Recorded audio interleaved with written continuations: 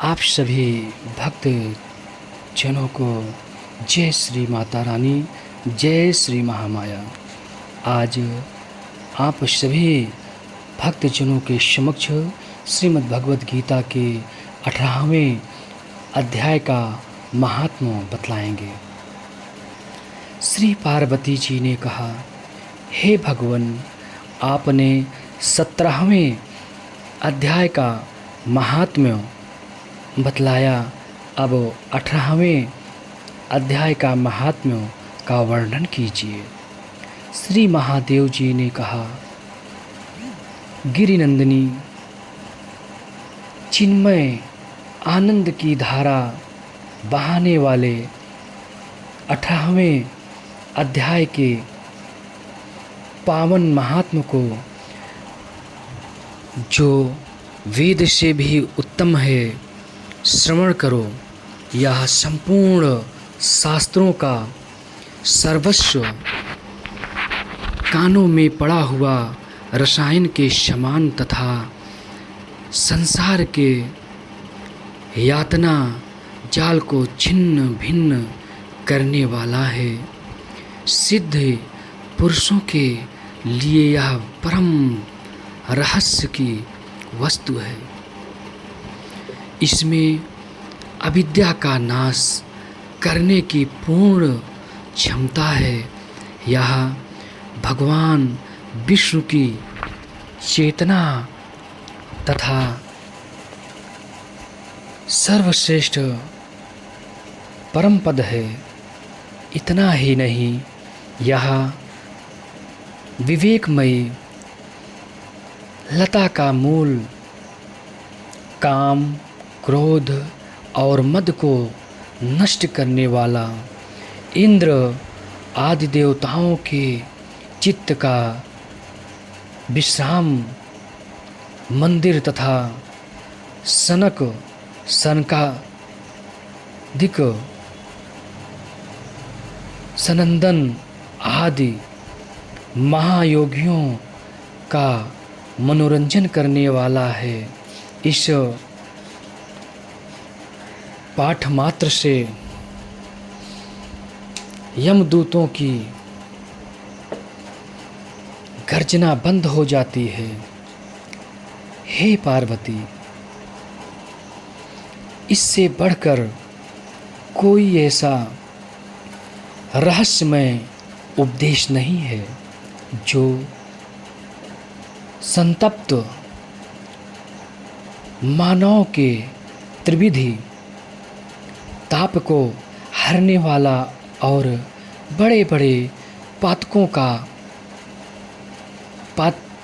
का अर्थ है पापी मनुष्यों का नाश करने वाला हो। 18वें अध्याय का लोकोत्तर महात्म्य है। इसके संबंध में जो पवित्र उपाख्यान है, उसे भक्तिपूर्वक सुनो। उसके श्रवण मात्र से जीव समस्त पापों से मुक्त हो जाता है। मेरुगिरी के शिखर पर अमरावती नाम वाली एक रमणीय पुरी है।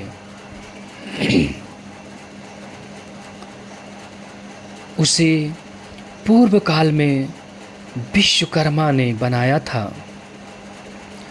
उस पुरी में देवताओं द्वारा सेवित इंद्र सची के साथ निवास करते थे। एक दिन वे सुखपूर्वक बैठे हुए थे। इतने ही में उन्होंने देखा कि भगवान विष्णु के दूतों से सेवित एक अन्य पुरुष वहाँ आ रहा है। इंद्र उस नवागत पुरुष के तेज से तिरस्कृत होकर तुरंत ही अपने मणिमय सिंहासन से मंडप में गिर पड़े। तब इंद्र के सेवकों ने देवलोक के साम्राज्य का मुकुट इस नूतन इंद्र के मस्तक पर रख दिया।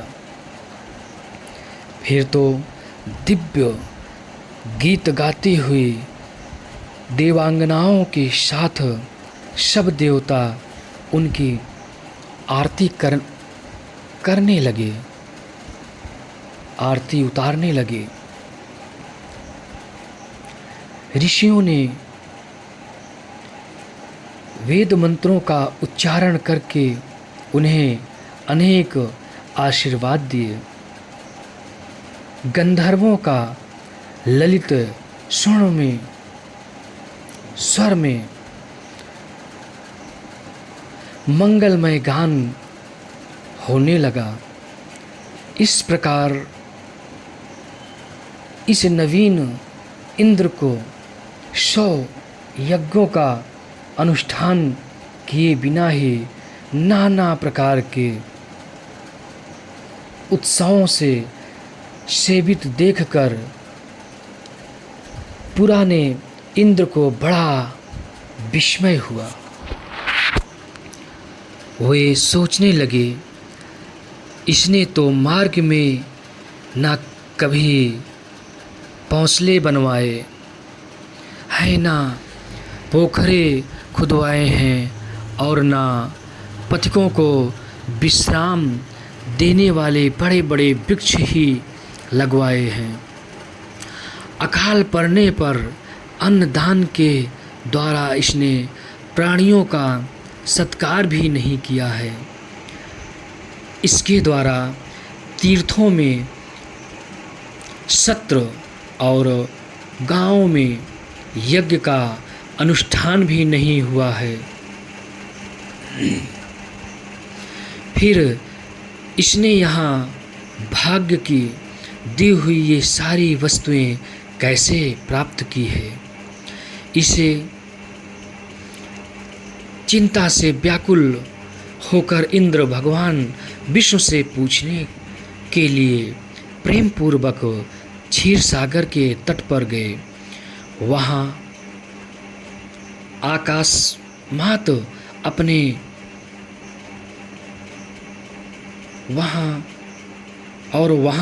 अकस्मात अपने साम्राज्य से भ्रष्ट होने का दुख निवेदन करते हुए बोले,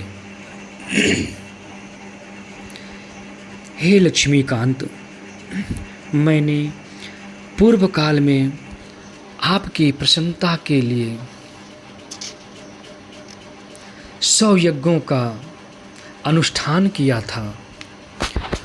उसी के पूर्ण से मुझे इंद्रपद की प्राप्ति हुई थी, किंतु इस समय स्वर्ग में कोई दूसरा ही इंद्र अधिकार जमाए बैठा है।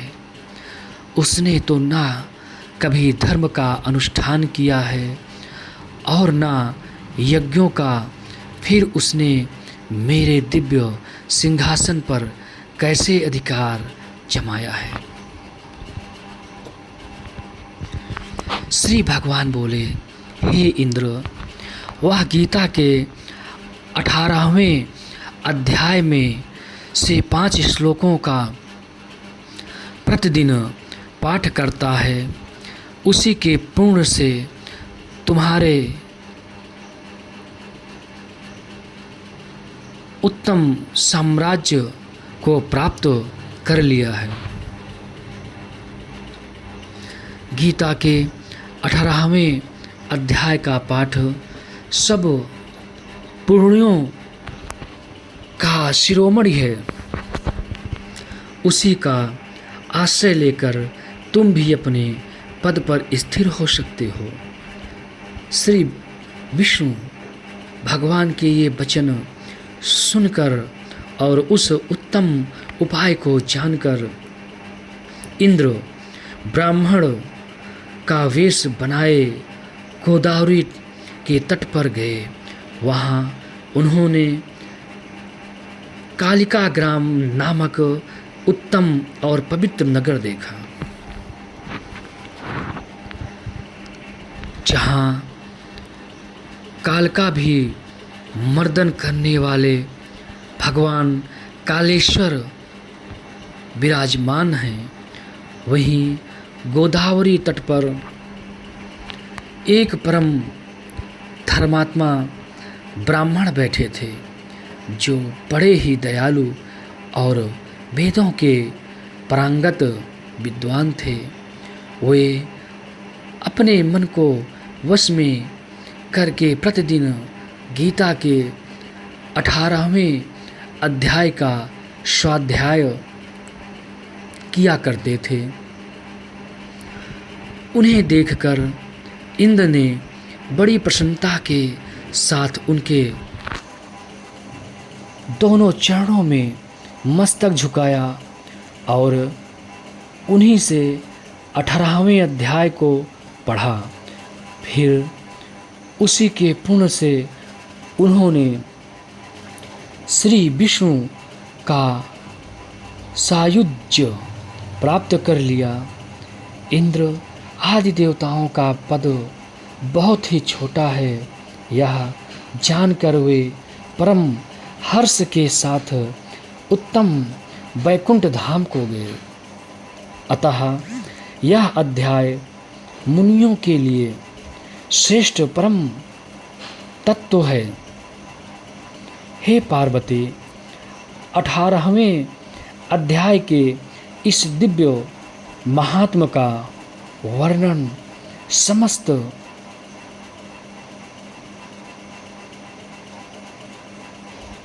समाप्त हुआ।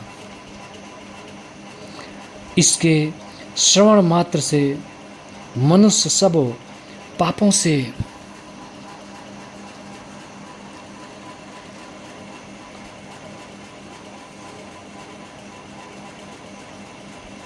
छुटकारा पा जाता है।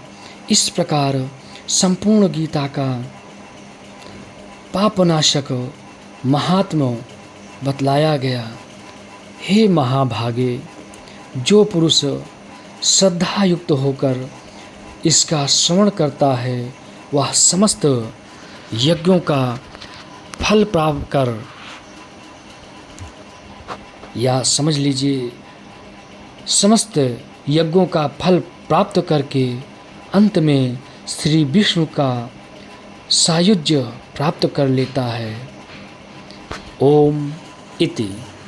आप सभी भक्तजनों को, जो भी आप भक्तगण श्रीमद्भगवत गीता के महात्म्य को सुना है, आगे आपको सभी भक्तजनों को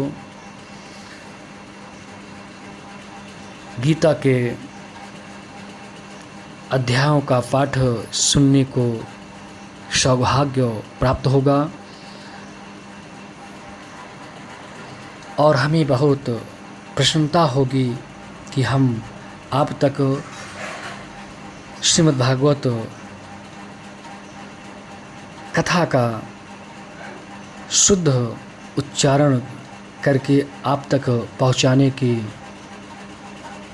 कोशिश कर रहे हैं, जिससे छल बल करने वाले यहाँ की कहानी वहाँ जोड़कर श्रीमद्भागवत गीता का शुद्ध उच्चारण ना करके धन की चेष्टा के लिए व्यास गद्दी को अपमानित कर रहे हैं। बहुत से ऋषि मुनि ऐसे हैं, बहुत से महापुरुष ऐसे हैं जो व्यास गद्दी पर बैठकर सत्य धर्म का व्रत का पालन कर रहे हैं और करा रहे हैं। ऐसे महामुनियों के चरणों में कोटि कोटि प्रणाम।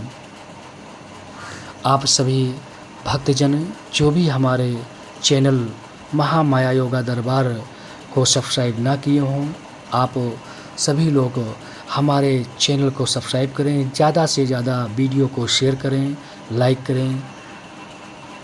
ओम इति।